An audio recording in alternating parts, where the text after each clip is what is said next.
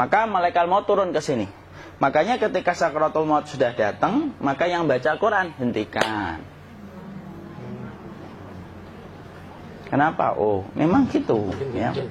Jangan semakin kenceng. Ayo Pak, insyaallah Pak gitu. Al-Baqarah Pak, Al-Baqarah Pak. Al-Kahfi, Al-Kahfi. Enggak lah. Yang baca Quran berhenti dulu.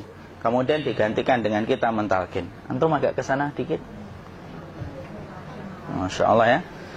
Orang yang meninggalnya kooperatif ini.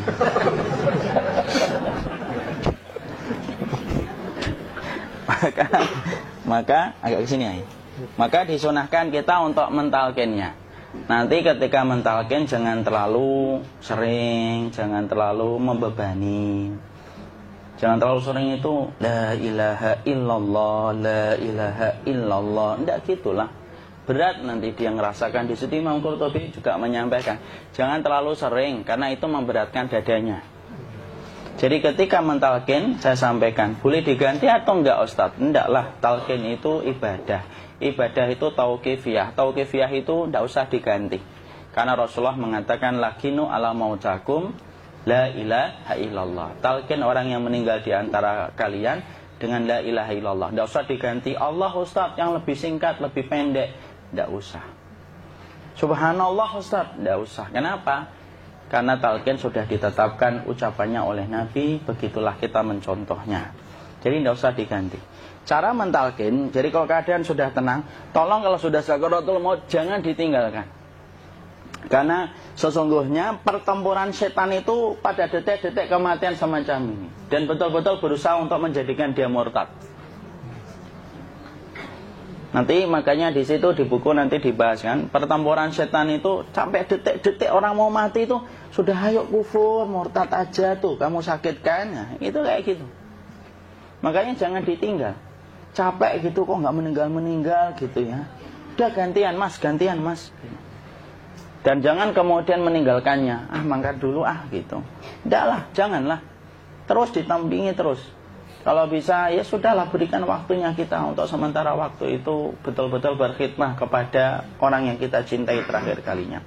Cara kita kemudian mentalkin adalah, yaitu adalah di sebelah kanannya la ilaha illallah. Biarkan dia mencerna dulu, tidak usah buru-buru kemudian kita langsung nimpali lagi. Dia mencerna dulu sembari kita doakan, peluk, ya Allah dimudahkan gitu. Kalau ada orang yang bisa ngucapin la ilaha illallah, itu siapa yang memberikan itu Ustaz? Yang memberikan kekuatan Allah Pak. Karena ngomong aduh aja sudah tidak mampu. Makanya Allah berfirman dalam surat Ibrahim, yusabbitullahu alladhina amanu bil qawli tsabit fil hayatid dunya wa fil akhirah. Allah teguhkan perkataan orang yang beriman dalam kehidupan dunia dan akhirat. Dunia itu ya ketika menjelang kematiannya. Makanya dia bisa ngomong la ilaha illallah. Sebenarnya ngomong aduh aja udah gak mampu. Kalau bisa ngomong, dia pasti ngomong aduhnya dulu. Tapi Allah yang menggerakkan. Ngomong la ilaha illallah. Makanya mangkana akhiru kalamihi la ilaha illallah dakhalal jannah. Barang siapa akhir kalamnya itu adalah la ilaha illallah, pasti masuk surga. Makanya kita lagi la ilaha illallah. Dah. Cerna dulu. Enggak usah minta diburu-buru ya. Enggak usah gini. Ayo la ilaha illallah. Ayo.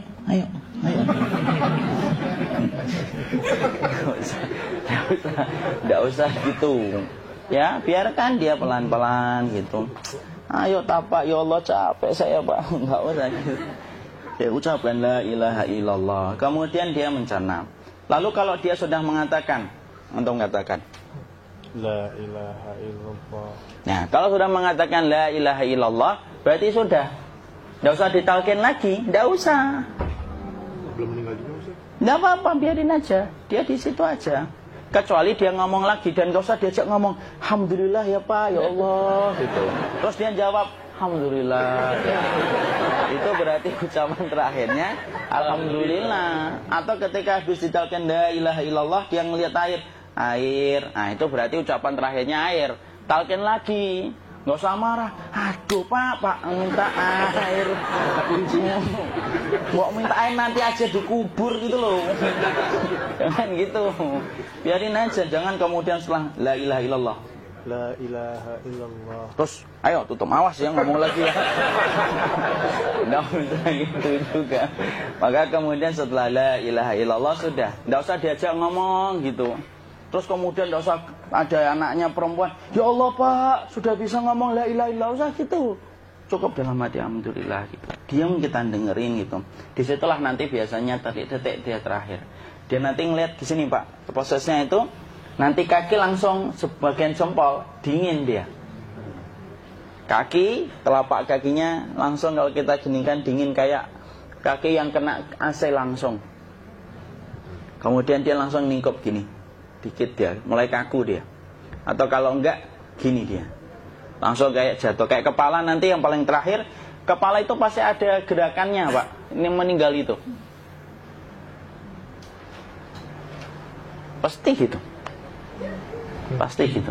Karena apa? Sudah tidak ada beban ruh yang menahannya. Ya, cabut ya, set pelan, maka kemudian malaikat itu. Tapi tetap sakit lah, walaupun dikatakan ringan, tetap sakit. Maka kemudian sakit gitu, ngelewatin sini. Jantung kemudian sudah tidak berfungsi. Kemudian ginjal Pak, ngelewatin ginjal tidak berfungsi. Bapak bayangkan kan, kalau yang pernah sakit batu ginjal Pak, sepakat nggak kalau kita batu ginjal itu sakitnya luar biasa Pak? Itu baru titik batu kecil di ginjal. Kita bisa bayangkan tiba-tiba ginjal tidak berfungsi. Sakitnya kayak apa Pak? Tiba-tiba ginjal nggak berfungsi, pankreas naik, kemudian tek jantung. Jantung ini dia masih hidup dia, di sininya masih hidup walaupun jantungnya sudah berhenti. Naik. Kemudian mata, dia ngelewatin mata. Organ tubuh yang paling setia sama ruh itu mata. Maka kemudian mata dia ngelihat dia, ngelihat keluarnya, naik dia. Ya dilihat ini sama dia. Makanya Rasulullah mengatakan innar ruha idza qubida tabi'ahul basar. Ruh itu kalau dicabut, mata itu ngikutin kemana perjalanan ruh itu. Makanya ada yang meninggalnya gini. Ya itu bukan tanda su'ul khatimah. Itu tanda fitrahnya mata ngikutin ruh. Atau kemudian bukanya sedikit. Ada yang kayak senyum Pak. Ada yang kesini yang keringetan. Nah, itu tanda husnul khatimah. Ada yang senyum. Jadi sakitnya setelah selesai itu plong gitu loh. Makanya kemudian ada yang tersenyum. Maka itu tanda. Kalau kita ngelihat orang yang membuka mata kayak gini, tidak usah takut. Cepat-cepat kemudian kita nanti tutup. Biasanya kalau terlalu lama, itulah yang menjadikan ini tidak bisa ditutup. Makanya harus pakai kapas akhirnya. Karena apa? Karena pas meninggal nggak langsung ditutup. Biasanya karena perawat takut, dokternya juga nggak tahu itu, dibiarin itu. Makanya ada beberapa mata yang ditutup pakai tensoplas kan? Sebenarnya kalau langsung bisa nutup dia, fitrahnya nutup mata itu. Jadi kemudian kita baca Allahumma firlahu warhamhu wa'afihi wa'fuanhu atau bismillah wassalatu wassalamu ala rasulillah, tutup. Bismillah. Tidak usah takut. Kecuali buka lagi ya, ini baru kita kabur bareng. Kalau buka lagi Pak, insya Allah Pak, ya Allah ya kita kabur bareng-bareng Pak. Diusap Pak, diusap ini. Enggak disenggol gini enggak. Begini kan, sudah meninggal dunia. Tangan boleh begini, boleh diluruskan, enggak ada ketentuannya.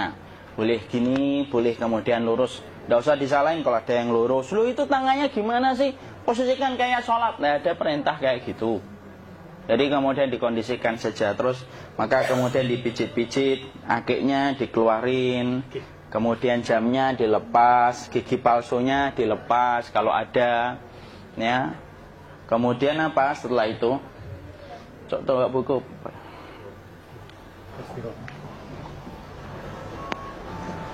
Kemudian kalau bisa awal-awal kemudian taruh buku atau sesuatu yang agak berat di perutnya ketika baru meninggal dunia. Kenapa kemudian ditaruh kayak gini? Bukan apa-apa, supaya membantu sisa-sisa pencernaan dia untuk keluar.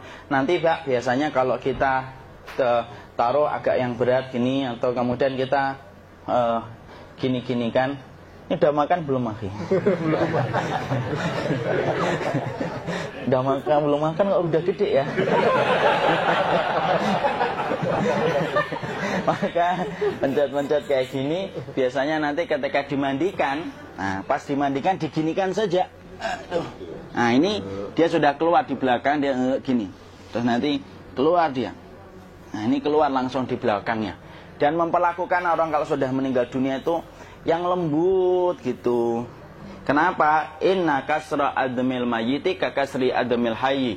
Mematahkan tulangnya ketika orang sudah meninggal dunia itu lebih dia rasakan sakit ketika mati daripada ketika masih hidup. Tuh Islam itu sampai sama orang mukmin itu kalau sudah meninggal aja sampai selembut itu. Kok hidup kasar itu kebangetan dia jadi orang itu. Mau sampai orang mati itu kemudian disuruh yang lembut. Kalau ada aib disuruh nutup, tidak boleh diceritain. Misalkan di belakangnya beliau ini ada tompel, gagah-gagah tompelnya gede gitu.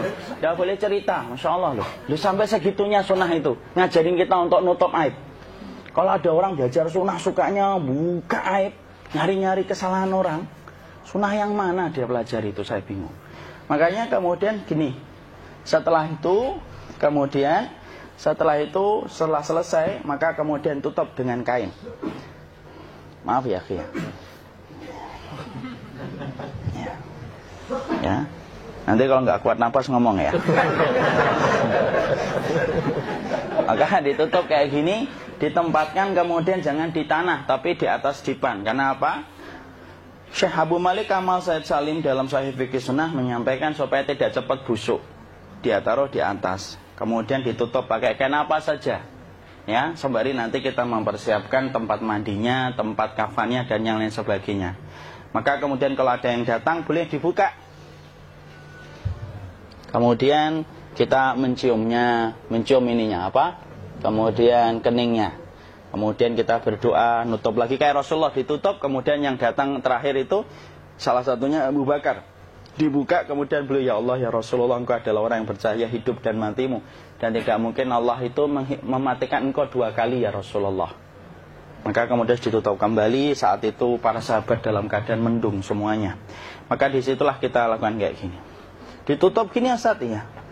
Kasihan tidak bisa nafas, insya Allah tidak butuh nafas lagi. Jadi kemudian kita semacam ini kita persiapkan apa yang bisa kita lakukan.